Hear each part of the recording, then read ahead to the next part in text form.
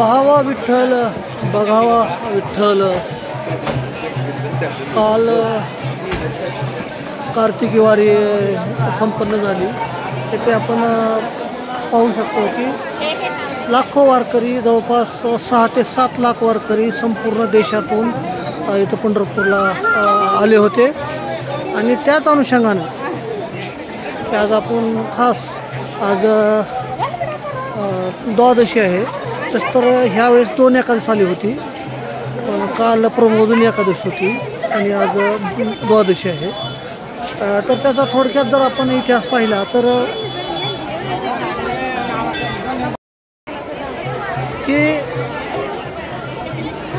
आषाढ महिन्यात देवशयनी एकादशीला भगवान विष्णू विश्रांती जातात आणि कालच्या एकादशीला कार्तिक वारीला देव उठणी एकादशीला ते निंद्रेतून 4 महिन्यांना उठतात आणि संपूर्ण जगाच्या उद्धाराचे सूत्र हाती घेतात असे म्हटले जाते। त्या एकादशीला 3 नावं आहेत, ते उठणी एकादशी, प्रबोधिनी एकादशी आणि कार्तिकी एकादशी। आणि वर्षातून ज्या 24 एकादशी असतात त्यात आषाढी आणि कार्तिकी त्यांना अनन्यसाधारण महत्त्व आहे।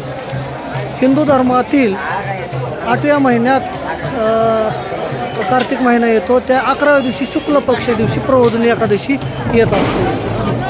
की असे म्हणणे आहे की त्या एकादशीला पहाटे अभ्यंग स्नान करावे, भगवान विष्णूची पूजा करावी, आपली सर्व मनोकामना पूर्ण होते। तर त्या अनुषंगाने इथे भक्तगण आज विठ्ठलाच्या पायी दर्शनासाठी येत असतात। अख्ख्या जगामध्ये एकमेव असं देवस्थान आहे त्यांच्या पायाचं दर्शन फक्त इथं पंढरपूरमध्ये, आपल्या महाराष्ट्रातील पंढरपूरमध्ये इथं होत असते।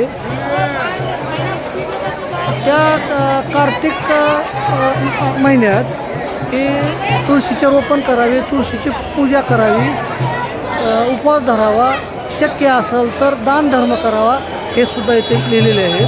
तर जवळपास महाराष्ट्रातून 5 ते 6 लाख वारकरी व हजारोच्या संख्येवर दिंड्या इथं आलेल्या आहेत।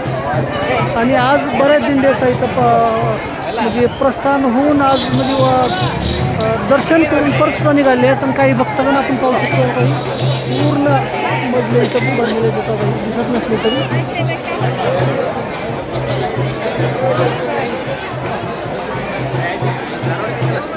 आता आपण पाहू शकतो की चंद्रभागेचा हा रस्ता इकडे येणार आहे आणि हा मंदिराकडे जाणारा रस्ता आहे। बरेच भक्तगण येत आहेत आणि जात आहेत। धन्यवाद।